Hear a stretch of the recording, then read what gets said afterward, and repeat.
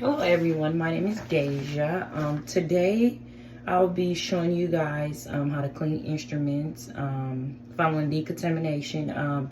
4 instruments that I'll be showing you I'll be cleaning that was used in the operating room. The 4 instruments I have here is I have a suction tip here. I have a suction tip. I also have curved nail scissors. And then I also have the Shizmet towel clamp here. I have that here. And then I also have the B-back cop forceps here. Those have teeth. I have those here. It's very important to wear PPE equipment to keep yourself harm of any contamination, bloodborne passages, things like that. So today I have here I forgot my gloves at work, but in the real world, you will wear latex, non-latex gloves, making sure to keep your hands clean and your skin clean. I also have a hair net to keep contaminants on my hair. I also am wearing an apron. It protects my clothes and my body from fluids or contaminants. I also have here a mask with a shield. This protects my eyes, my mouth, my nose, and things like that. So we're going to get started here. Okay. I have to wipe my hands off a little bit. Okay. It's very important to wear PPE equipment because, like I said, that's one of the most important things, to wear PPE equipment to protect yourself, your hair, your eyes, and things like that. Those are things that we need on the daily. And it's a physical barrier to keep you safe. So here I have the setup here, my water. It's filled with Dawn dish soap. I have Dawn dish soap here. Also, in the real world, in the sterile processing department, you will use the approved dish soap following instructions from the IFU provided by the instructor's manufacturer. Okay, for the instrument cleaning process, I'm going to show you the instrument, the solid instrument, identify the instrument and explain the instrument, explain why through the cleaning its importance, and focusing on all the key areas like lockbox, accretions, and hinges. So, in the proper order, I'm going to start here with the initial rinse. We're going to rinse off the gross, the oil, the soil, so if it was blood or anything. I also wanted to point out here, I have a pipe cleaner, and I also have my scrub brush here. Those are things we have here. So I'm going to open this. So I'm going to start off with my suction tip. So I'm going to rinse here. I'm sorry, I'm going to rinse here. That's my suction tip. You can also unscrew these apart too. Some of them come unscrewed here. I don't know if this one do, but yep, here it is. So to clean it very good, like I said, I will unscrew it. Unscrew the suction tip. I will put the brush, you know, put the brush down there, you know, making sure that it's clean, things like that. Making sure we get any secretions in there or anything or things like that. I will also use my scrub brush to brush here, just in case, you know, making sure all the contaminants are off, no blood, anything. Brush that with my brush. Okay, you can take these apart actually, so which is a good thing. Okay, and then I would do an inspection, and I will clean my nail scissors here. Clean those pretty good.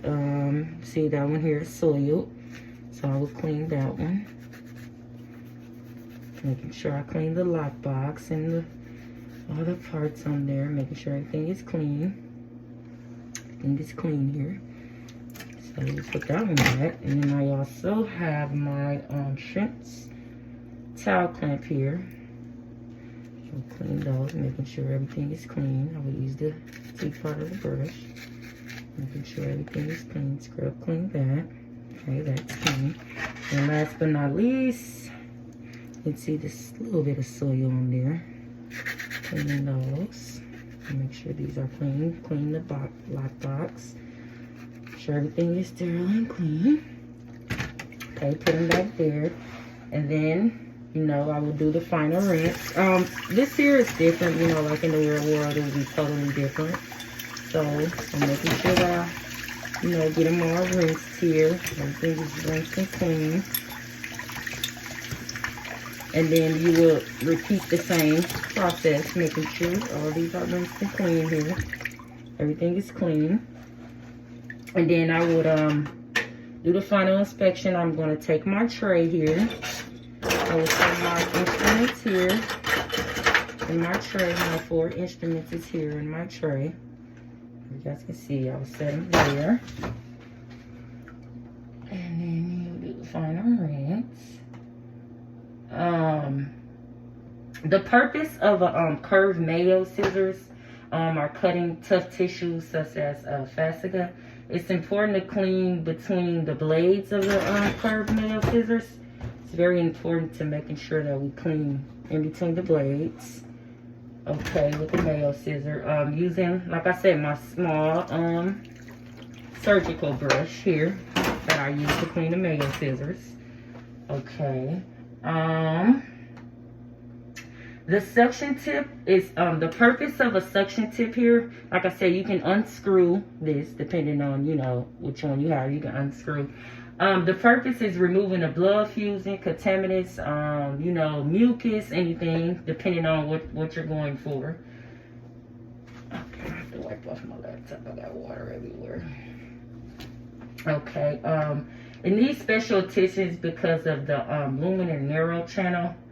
Like I said, I'm using the pipe cleaner. When I did clean it, as you can see, I used the pipe cleaner to clean it. Okay, and then that's that. And then the Shizmet towel clamp here. The purpose is holding clamping the tonsils and other surgeries. The box lock secretions must be clean as well. So I clean all this, the box locks and everything. I cleaned that. Okay, and then the Bay Decock forceps. The purpose of grasping decollet tissues, intestines without causing trauma. Cleaning the grooves, the tip, the hinge, things like that. Clean those. The lockbox, same. Cleaning process. You use the brush. Same. Use the brush. Making sure everything is clean. Why does this matter? Each instrument must be clean according to the manufacturer's IFU to ensure it's safe for reuse. If this were in a real SPD, we would be using validated detergents approved by the surgical instrument and reprocessing. Cleaning critical because any bioburden left behind can lead to an infection or failed sterilization. So it's very important we clean these instruments properly and use the correct solutions to clean them. Final step, next in the reprocessing cycle. Once the instruments are visibly clean, as we can see, all my instruments are clean, we will move to the next step. So, disinfection, sterilization, depending on the instrument and its intended use.